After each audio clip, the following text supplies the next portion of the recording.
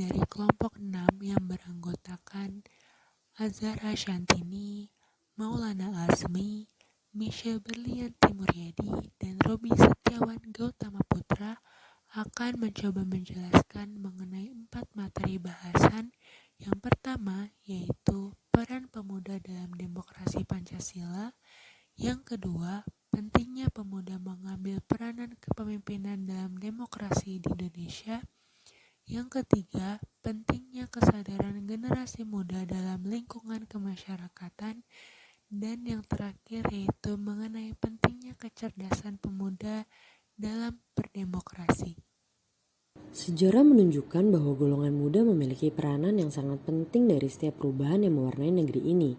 Dimulai pada tahun 1908 yang ditandai dengan berdirinya Budi Utomo sebagai awal dari peran pemuda dan juga awal dari perubahan bangsa. Lalu pada tahun 1928 di mana dicetuskannya Sumpah Pemuda yang menjadi tonggak awal berdirinya bangsa Indonesia. Selanjutnya pada tahun 1945 di mana golongan muda melakukan penculikan Rengas Dengklok untuk memaksa Bung Karno dan Bung Hatta agar segera memproklamirkan kemerdekaan Indonesia.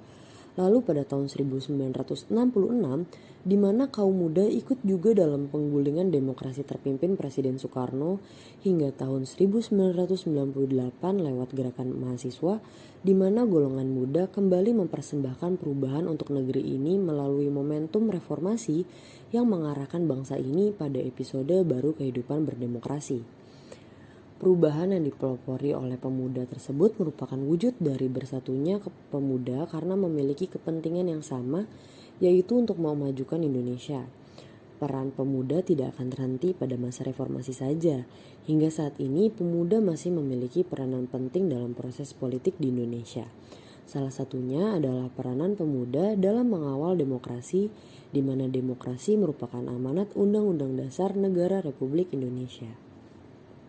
Anak muda adalah akarnya demokrasi yang demokratis. Untuk itu, sangatlah penting bagaimana anak muda dapat bersinergi dan memastikan proses demokrasi berjalan dengan baik. Sejarah mencatat bahwa perubahan mendasar sejumlah negara di dunia banyak diantaranya digerakkan oleh kaum muda. Demikian pula fase dan periodisasi sejarah perkembangan bangsa Indonesia yang diawali dari isu nasionalisme yang dimotori kaum muda yang tergabung dalam kelompok studi Budi Utomo pada tahun 1908. Kemudian pada fase selanjutnya semangat nasionalisme ditindaklanjuti dengan komitmen penyatuan identitas kebangsaan, kebahasaan, dan tanah air yang satu.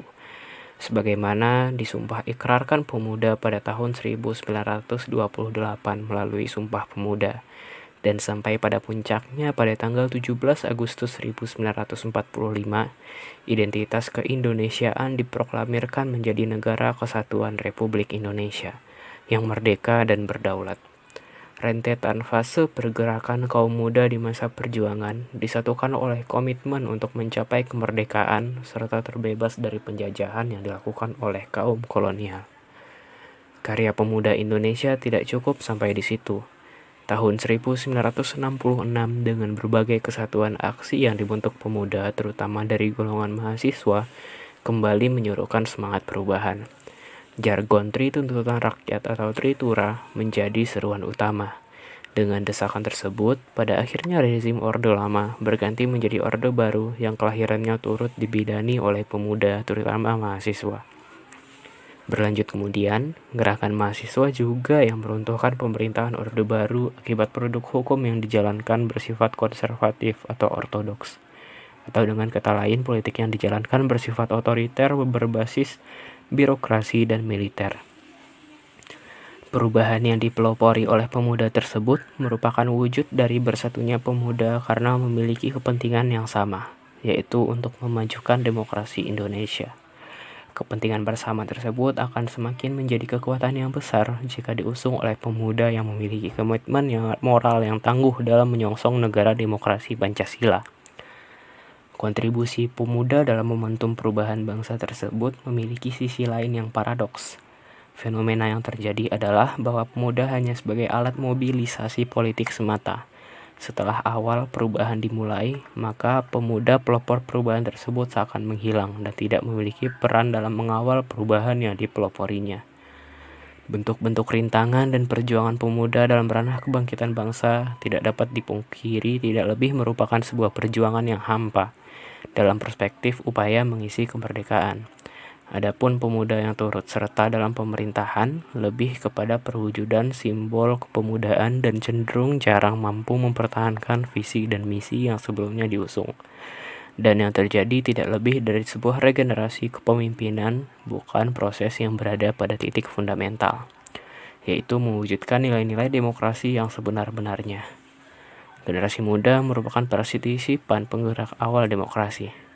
Sikap pasif kaum muda akan menjadi suatu proses pelemahan demokrasi karena kaum muda merupakan individu yang sangat kritis dalam menganalisis regulasi dan peka akan pemimpin yang tepat untuk kemajuan negaranya. Demokrasi Pancasila merupakan konsensus moral bangsa yang tak dapat ditawar lagi, akan tetapi merupakan keharusan dalam mengamalkannya. Jika elit partai politik dan elit pemerintahan amnesia atau rabun terhadap nilai demokrasi Pancasila, justru disinilah peran pemuda agar lebih responsif dapat mendorong prinsip-prinsip demokrasi Pancasila agar terinternalisasi dalam kehidupan berbangsa dan bernegara.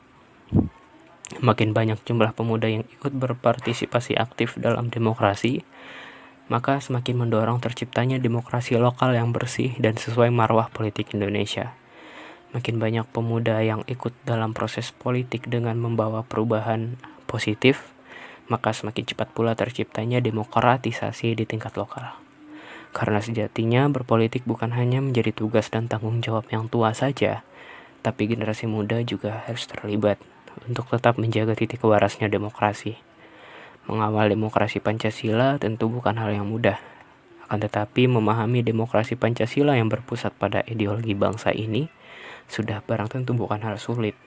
Oleh karena demokrasi Pancasila memiliki landasan prinsip-prinsip ketuhanan, kemanusiaan, persatuan, serta keadilan sosial yang menjadi tujuan akhir dari perjalanan demokrasi bangsa. Diperlukan kepeloporan dari generasi muda untuk selalu merawat demokrasi melalui ideologi bangsa, yaitu Pancasila. Sehingga demokrasi bangsa ini tidak terkesan hanya menjadi teks-teks normatif tanpa makna dan harapan kita bersama mewujudkan demokrasi substantif yang berkeadilan sosial serta mensejahterakan rakyat. Semoga. Peran pemuda sangat sering dikaitkan dengan kemajuan suatu bangsa. Bahkan di Indonesia, peran pemuda dalam kehidupan berbangsa dan bernegara sudah tidak diragukan lagi. Hal ini bahkan sudah terjadi sejak masa perjuangan sejarah kemerdekaan Indonesia. Deklarasi Sumpah Pemuda merupakan salah satu bukti bahwa pemuda Indonesia memiliki peran penting dalam perjuangan bangsa. Lahirnya Sumpah Pemuda pada tanggal 28 Oktober 1928 menjadi tonggak utama dalam sejarah pergerakan pemuda seluruh Indonesia dalam semangat kemerdekaan Indonesia.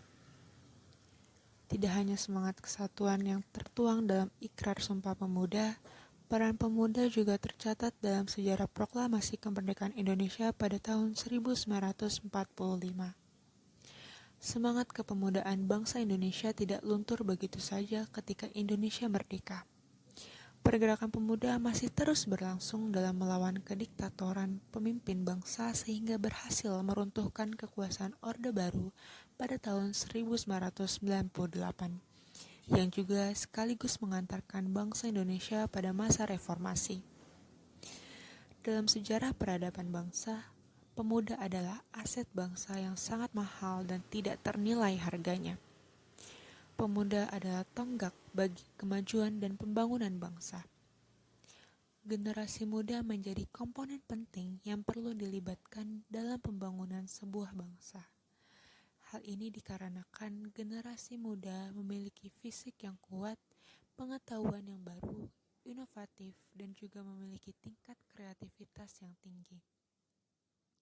Tanpa adanya peran pemuda, sebuah bangsa akan sulit mengalami perubahan. Sebagai generasi penerus bangsa, terdapat beberapa peran pemuda yang dapat dilakukan, yaitu sebagai agen perubahan, agen pembangunan, dan agen pembaharuan. Problematika demokrasi Indonesia saat ini adalah persoalan di mana pemerintah cenderung tidak mengedepankan kepentingan rakyat dan terjerat jaring pusaran oligarki yang perlahan akan mematikan terah demokrasi. Hal seperti itu menjadikan demokrasi di Indonesia memiliki corak seperti negara otoriter. Data yang dikeluarkan oleh The Economic Intelligence Unit pada tahun 2020 silam menyatakan indeks demokrasi Indonesia mencapai titik terendah dalam 14 tahun terakhir dan termasuk dalam kategori flawed demokratis atau demokrasi cacat. Lalu pertanyaan yang timbul adalah bagaimana cara yang dapat dilakukan pemuda dalam meningkatkan kualitas demokrasi di Indonesia? Yap, partisipasi publik melalui peran pemuda. Permasalahan partisipasi publik ini masih menjadi rapor merah bagi demokrasi Indonesia. Dan disinilah kaum muda bisa ambil bagian atau mengambil peran dalam meningkatkan kualitas demokrasi. Diperlukan adanya proses pembentukan kesadaran kepada seluruh rakyat bahwa keterlibatan mereka dalam demokrasi adalah hal yang krusial. Kita sebagai pemuda dapat memberikan pendidikan politik serta sosialisasi politik kepada masyarakat dan menjadi tanggung jawab kita bersama selaku generasi yang akan menopang pundak bangsa di kemudian hari. Dalam menyelamatkan demokrasi Indonesia, terdapat upaya yang bisa dilakukan kaum muda agar demokrasi Indonesia bisa berada dalam tingkatan yang lebih baik. Di antaranya adalah aktif untuk melek politik dan berpartisipasi dalam politik.